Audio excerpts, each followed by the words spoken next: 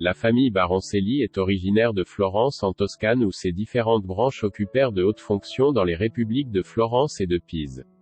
Pierre Baroncelli, proscrit dans les troubles occasionnés par l'élévation des Médicis au début du XVe siècle, se réfugia à Avignon. La famille acquit, en 1475, la seigneurie de Javon, qui fut inféodée à perpétuité par le pape Léon X à François Baroncelli, en récompense de ses services. En 1469, Pierre Baroncelli acquiert à Avignon une taverne appelée « la Taverne du Mûrier », qu'il transforme pour y établir sa demeure. L'hôtel de Baroncelli-Javon sera rebaptisé, par Frédéric Mistral, Palais du Roure qui signifie chêne en provençal. Son père étant parti à Nîmes pour raisons professionnelles, le petit Folco est élevé par sa grand-mère maternelle Madame de Chazelles au mas de l'Aillot près de Bouillargues. C'est là que le gamin rencontre des gardians et des juments. C'est également là que les manadiers viennent parquer les taureaux destinés aux courses à la cocarde pendant la fête votive. Madame de Chazelles possède la passion des taureaux et elle parle la langue provençale.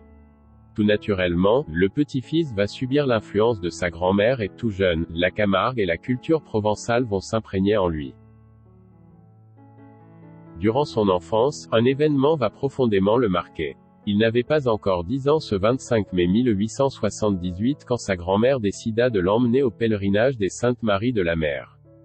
Dans la bousculade de la foule des pèlerins il se trouva, un moment, arraché à sa grand-mère et fut poussé dans l'église. Là, une vieille gitane le porte dans ses bras jusqu'à l'autel et lui dit « Si tu es venu jusqu'ici, c'est que toute ta vie tu protégeras notre peuple. » C'est effectivement ce qu'il fit.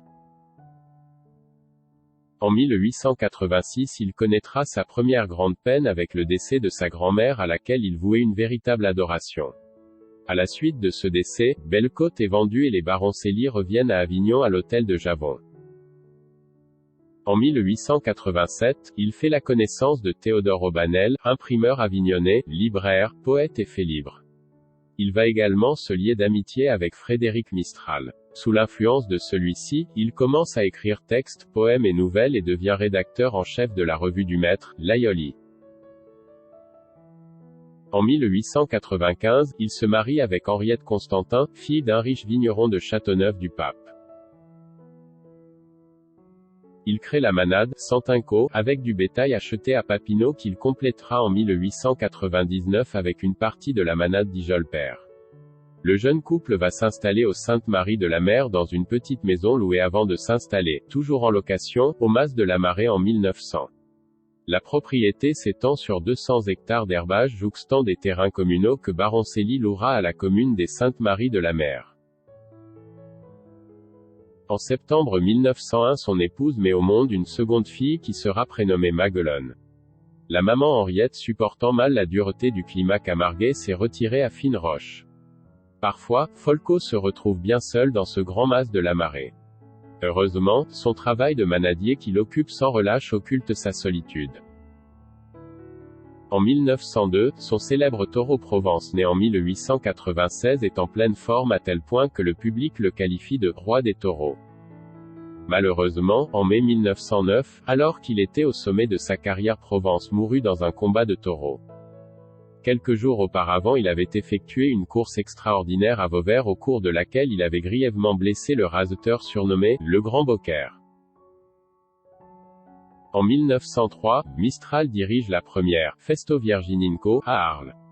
Celle-ci a pour but de glorifier le costume des femmes du pays qui étaient tombées en désuétude. Si la première édition ne rassemble que 28 jeunes filles, la seconde voit défiler 370 jeunes filles en costume. Cet éclatant succès lance sur de bons rails cette fête populaire provençale. Si Frédéric Mistral souhaitait que chaque village possède sa Festo Virgininco, seul de nos jours le village des Saintes-Maries de la Mer a conservé cette journée traditionnelle. C'est le marquis de Baroncelli qui l'organisera jusqu'en 1939. Le 24 juin 1904 au mas de la Marée, le marquis et quelques-uns de ses amis fondent le Comitat virginien. Ce dernier sera remplacé le 16 septembre 1909 par une association dénommée « La Nation Guardiane », dont le siège social se trouve aux Saintes-Maries de la Mer.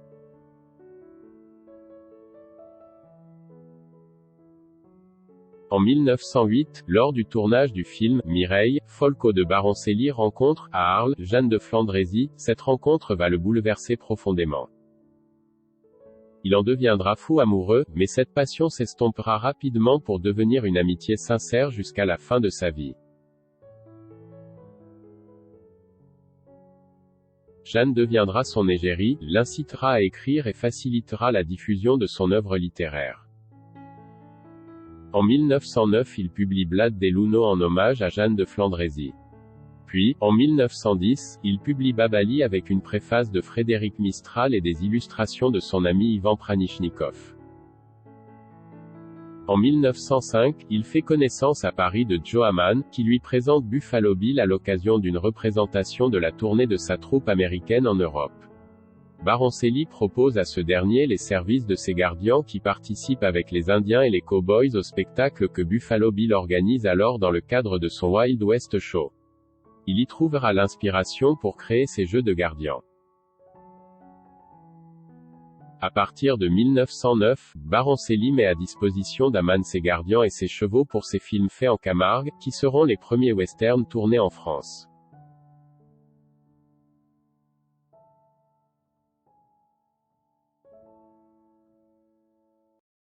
En 1915, il est mobilisé au sein du 118e régiment d'infanterie.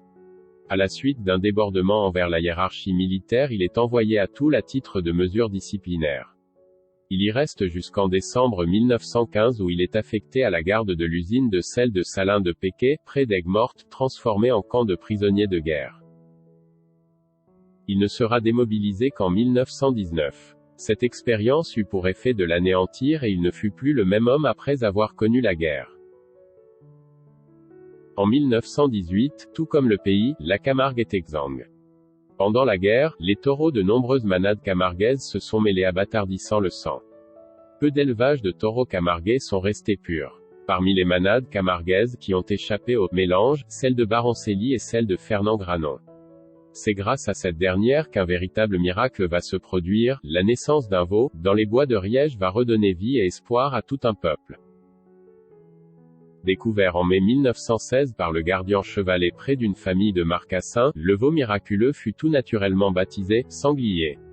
Ce cocardier hors du commun va connaître une carrière époustouflante et deviendra un véritable mythe qui relancera l'espoir et la passion de la bouvine.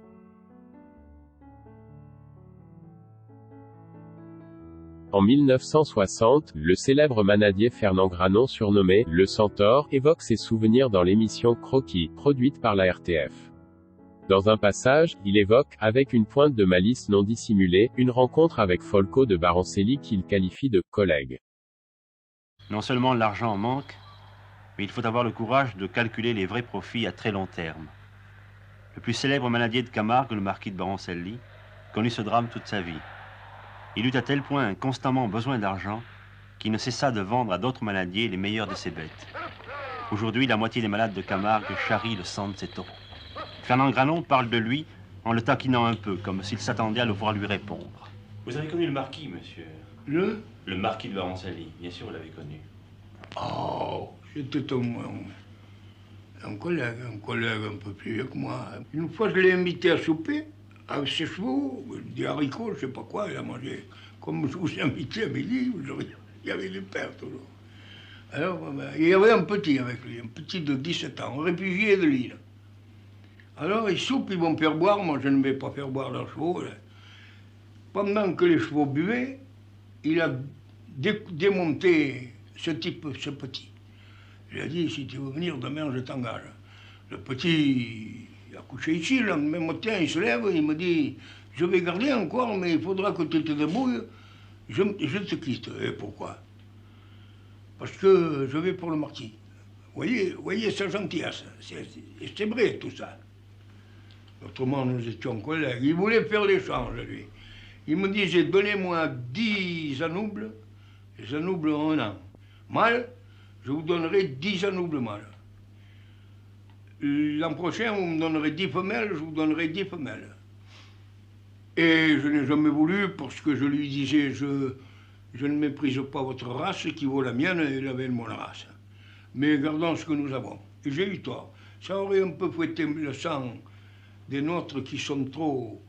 Il y a trop de consanguinité. Les grands-pères s'amusent avec les petites filles. Il n'y a pas assez de croisement, de renouvellement. de fouettage de sang. Tant pis. Puis il est mort. Mais il aimait beaucoup les taureaux, non? Hein? Il aimait vraiment beaucoup les taureaux. Oui, il n'était pas bête. Il n'était pas bête, non.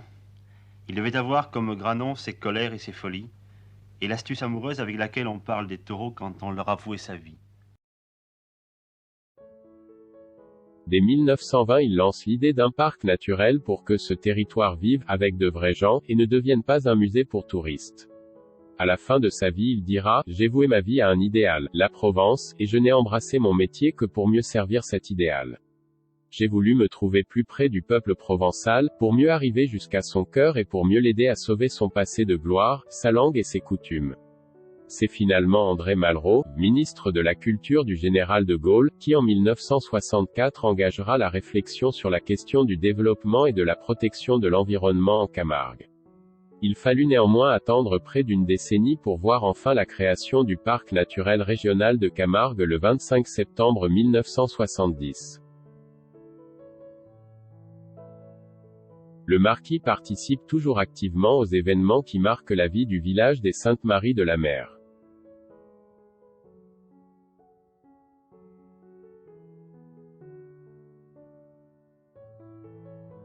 En 1924, il demande à Hermann Paul de concevoir et dessiner la croix de Camargue qui symbolise la nation gardiane.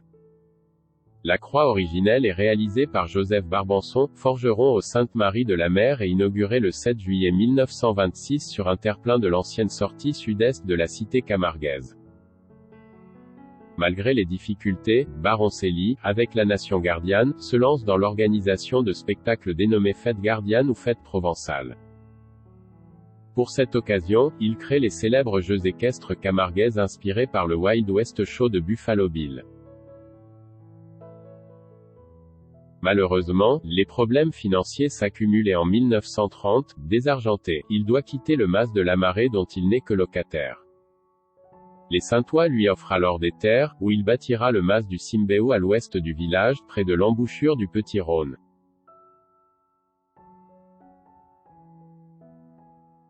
Le mas du Simbéo sera construit sur le modèle du mas de la Marée.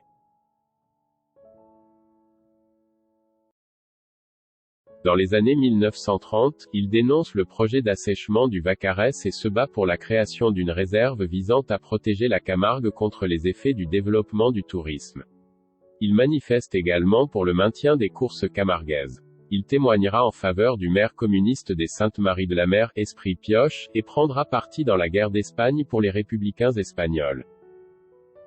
Il soutient les gitans et leur pèlerinage. À sa demande, l'archevêque d'Aix, Monseigneur Roch, tolère que la statue de Sarah, patronne des gitans, soit amenée jusqu'à la mer. Cette procession sera réalisée, pour la première fois, le 24 mai 1935. Toutefois, ce n'est qu'à partir de 1953 que des prêtres participeront à cette procession.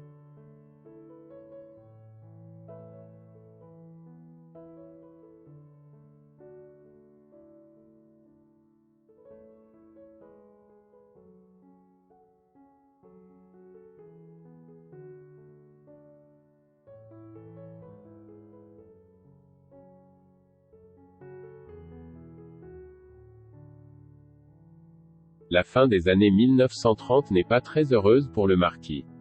En février 1935, il tombe gravement malade puis est très affecté par le décès de son épouse, survenu le 8 août 1936. À la veille de la guerre, en février 1939, c'est la fin de sa manade.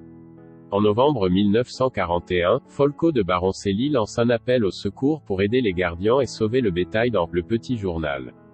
Cet appel témoigne déjà des graves difficultés que rencontrent les manadiers à cette époque.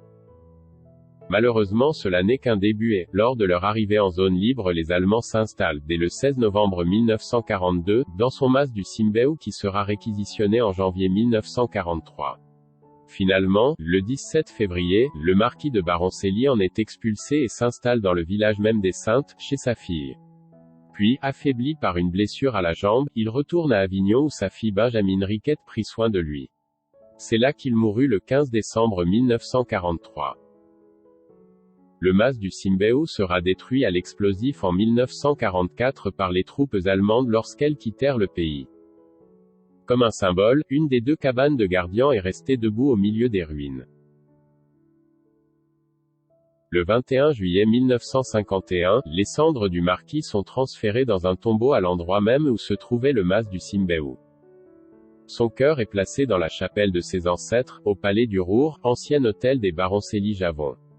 Lors de ce transfert, alors que le convoi funèbre longe les prés, les taureaux de son ancienne manade se regroupent et suivent lentement le cortège comme pour accompagner leur maître une dernière fois.